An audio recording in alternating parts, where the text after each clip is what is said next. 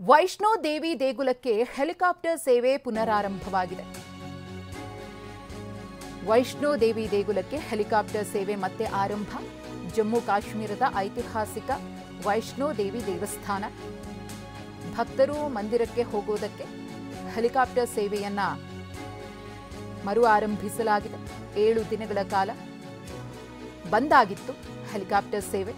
ಯಾಕಂದ್ರೆ ಭಾರತ ಮತ್ತು ಪಾಕಿಸ್ತಾನದ ನಡುವಿನ ಕದನದ ಹಿನ್ನೆಲೆಯಲ್ಲಿ ಸೇವೆಯನ್ನು ಸ್ಥಗಿತಗೊಳಿಸಲಾಗಿತ್ತು ಮುಂಜಾಗ್ರತಾ ಕ್ರಮವಾಗಿ. ಆದರೆ ಇದೀಗ ಮತ್ತೆ ವೈಷ್ಣೋ ದೇವಿ ದೇವಸ್ಥಾನಕ್ಕೆ ಭಕ್ತಾದಿಗಳು ತೆರಳುವುದಕ್ಕೆ ಹೆಲಿಕಾಪ್ಟರ್ ಸೇವೆ ಪುನರಾರಂಭಗೊಂಡಿದೆ. ಐತಿಹಾಸಿಕ ವೈಷ್ಣೋ ದೇವಿ ದೇಗುಲ ಸಾಕಷ್ಟು ಸಂಖ್ಯೆಯಲ್ಲಿ ಭಕ್ತಾದಿಗಳು ಬರ್ತಾ ಇದ್ರು. ಆದರೆ ಪಾಕಿಸ್ತಾನ ಮತ್ತು ಭಾರತದ ನಡುವೆ ಯುದ್ಧದ ಉದ್ವಿಗ್ನ ಪರಿಸ್ಥಿತಿ ನಿರ್ಮಾಣವಾಗಿದ್ದರಿಂದ ಸೇವೆಯನ್ನ ಬಂದ್ ಮಾಡಲಾಗಿತ್ತು. ಈ ಕುರಿತು ಮತ್ತಷ್ಟು ಮಾಹಿತಿಯನ್ನ ಕೊಡೋದಕ್ಕೆ ನಮ್ಮ ಪ್ರತಿನಿಧಿ ಹರೀಶ್ ಇದೀಗ ನೇರ ಸಂಪರ್ಕದಲ್ಲಿದ್ದಾರೆ. ಹರೀಶ್, ಮತ್ತೆ ವೈಷ್ಣೋ ದೇವಿ ದೇಗುಲಕ್ಕೆ ಭಕ್ತಾದಿಗಳು ತೆರಳುವುದಕ್ಕೆ ಹೆಲಿಕಾಪ್ಟರ್ ಸೇವೆ ಪುನರಾರಂಭಗೊಂಡಿದೆ. ಯಾವ ರೀತಿಯ ಮುಂಜಾಗ್ರತೆಯನ್ನ ವಹಿಸಿ ಈ ಒಂದು ಅವಕಾಶವನ್ನ ಮಾಡಿಕೊಡಲಾಗ್ತಾ ಇದೆ ಅಂತ ಭಕ್ತಾದಿಗಳಿಗೆ? ಹೌದು ಮಧುಶ್ರೀ, ವೈಷ್ಣೋ ದೇವಿ ದೇವಾಲಯಕ್ಕೆ ಮತ್ತೆ ಹೆಲಿಕಾಪ್ಟರ್ ಸೇವೆ ಆರಂಭ ಆಗಿರುವಂತಹದ್ದು. ಕಳೆದ 7 ದಿವಸಗಳಿಂದ ಹೆಲಿಕಾಪ್ಟರ್ ಸೇವೆ ಇರಲಿಲ್ಲ.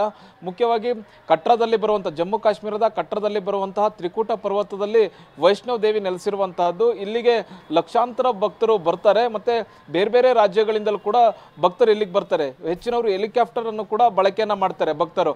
ಹೀಗಾಗಿ ಭಾರತ ಹಾಗೂ ಪಾಕಿಸ್ತಾನದ ನಡುವೆ ಉದ್ವಿಗ್ನತೆ ಇದ್ದಂತಹ ಸಂದರ್ಭದಲ್ಲಿ ಮಿಸೈಲ್ ದಾಳಿ ಹಾಗೂ ಶೆಲ್ ದಾಳಿ ಆಗ್ತಾ ಇತ್ತು, ಡ್ರೋನ್ ದಾಳಿ ಆಗ್ತಾ ಇತ್ತು. ಮತ್ತೆ ವೈಷ್ಣೋ ದೇವಿ ದೇಗುಲವನ್ನೇ ಟಾರ್ಗೆಟ್ ಮಾಡಿಕೊಂಡು ಡ್ರೋನ್ ದಾಳಿ ಕೂಡ ಆಗ್ತಿತ್ತು. ಹಾಗಾಗಿ ಹೆಲಿಕಾಪ್ಟರ್ ಸೇವೆಯನ್ನು ಕೂಡ ತಡೆ ಹಿಡಿಯಲಾಗಿತ್ತು. ಈಗ ಕದನ ವಿರಾಮ ಘೋಷಣೆ ಆಗಿರೋದ್ರಿಂದ ಕದನ ವಿರಾಮ ಘೋಷಣೆ ಆದ ಪರಿಣಾಮ 4 ದಿವಸಗಳು ಕಳೆದಿದೆ. ಯಾವುದೇ ರೀತಿಯಾದಂಥ ದಾಳಿ ಪ್ರತಿದಾಳಿ ಆಗಲಿ ಭಾರತ ಹಾಗೂ ಪಾಕಿಸ್ತಾನದ ನಡುವೆ ಆಗಲಿಲ್ಲ. ಡ್ರೋನ್ ಮತ್ತೆ ಮಿಸೈಲ್ ದಾಳಿ ಕೂಡ ಆಗ್ತಾ ಇಲ್ಲ. ಹಾಗಾಗಿ ಈಗ ವೈಷ್ಣೋ ದೇವಿಗೆ ಮತ್ತೆ ಹೆಲಿಕಾಪ್ಟರ್ ಸೇವೆಯನ್ನು 7 ದಿನಗಳ ಬಳಿಕ ಆರಂಭ ಆಗಿರುವಂತಹದ್ದು. ಬಹುಮುಖ್ಯವಾಗಿ ವೈಷ್ಣೋ ದೇವಿ ಅಂತಲ್ಲ, ಮತ್ತೆ ಚಾರ್ಧಾಮ್ ಯಾತ್ರೆ ಹೋಗುವಂತಹ ಸಾಕಷ್ಟು ಭಕ್ತರು ಇರ್ತಾರೆ. ಅವರಿಗೂ ಕೂಡ ಹೆಲಿಕಾಪ್ಟರ್ ಸೇವೆಯನ್ನು ಬಂದ್ ಮಾಡಲಾಗಿತ್ತು. ಮತ್ತೆ ಅದು ನಿಧಾನವಾಗಿ ಅದು ಕೂಡ ಪುನರಾರಂಭ ಆಗುವಂತಹ ಸಾಧ್ಯತೆ ಇರುವಂತಹದ್ದು. ಮಧುಶ್ರೀ, ಧನ್ಯವಾದ ಹರೀಶ್ ತಮ್ಮ ಮಾಹಿತಿಗಾಗಿ.